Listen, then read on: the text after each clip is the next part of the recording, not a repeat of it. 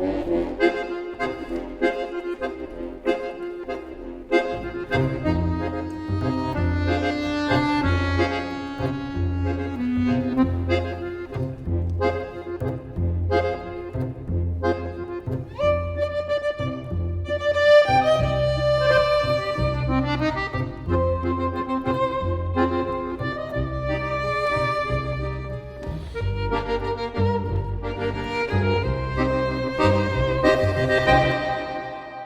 projet de la pièce de la suite Musette est un projet qui émane de Félicien, c'est-à-dire qu'il n'est pas arrivé avec une proposition un peu vague, écrit une pièce pour accordéon et cordes, il est arrivé avec une demande précise. L'idée de base, c'était de réhabiliter un style qui me tient beaucoup à cœur, auquel je suis très attaché, parce que moi j'ai commencé la musique pour jouer de la musique populaire, pour jouer du musette. Et ensuite j'ai bifurqué dans le milieu de la musique classique, pour laquelle j'avais pas d'accroche particulière étant jeune. J'ai vraiment appris à aimer le classique au fur et à mesure de mon apprentissage musical. Et c'est en ayant cette discussion avec Richard Galliano qu'on s'est dit qu'il était peut-être temps d'essayer finalement de mêler ces répertoires qui peuvent paraître très antagonistes, très différents. Et j'ai tout de suite pensé au quatuor à cordes, et il se trouve que pour mener ce projet, il nous fallait aussi une contrebasse qui a un rôle déterminant dans le sextet. Et donc Édouard Macarez s'est joint au quatuor Hermès sur le projet.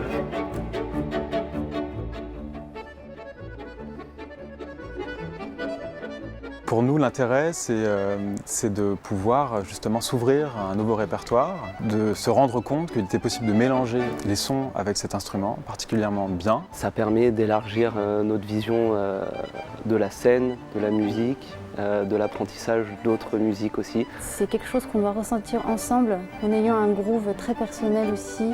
Et ce groove, c'est pas quelque chose qui existe forcément dans le répertoire classique. Souvent, le quatuor à cordes donne une impression, une image un peu sérieuse, mais en fait, le fait de pouvoir jouer avec un accordéoniste, ça réconcilie quelque part le langage classique avec le grand public. Le fait de travailler avec des gens comme ça qui viennent d'univers différents, qui ont un rapport différent à la musique, au travail, à la lecture, à l'interprétation d'une œuvre, c'est extrêmement enrichissant et je pense que c'est vraiment déterminant. En tout cas, moi j'ai besoin d'aimer beaucoup les gens avec qui je suis sur scène, c'est quelque chose d'important.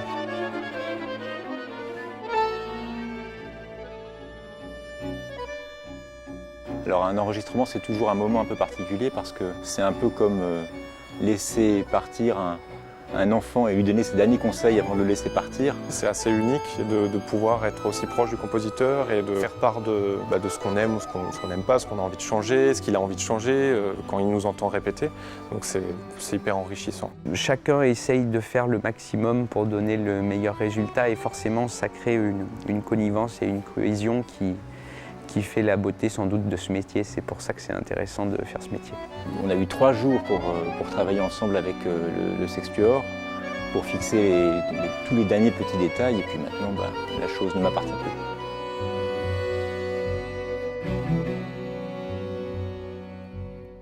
Je pense qu'une des forces de ce projet, c'est de pouvoir fédérer des publics, à la fois un public qui aime la musique classique, qui est initié, qui a l'habitude d'aller dans des salles de concert classiques, mais aussi un public qui est plus féru de musique populaire ou de chansons ou de musette et qui, à la base, viendrait pas forcément au concert classique et qui, là, peut-être pour écouter ce programme, peut pousser la porte d'un théâtre, d'un opéra, d'un festival de musique classique. En tout cas, j'y crois beaucoup et la plus belle chose qu'on pourrait réussir avec cet instrument, c'est justement qu'il soit un vecteur d'ouverture de la musique classique à des publics très divers et on a encore et toujours besoin de ça, je crois. C'est bizarrement assez peu utilisé dans la musique classique, mais je pense que c'est une formation d'avenir.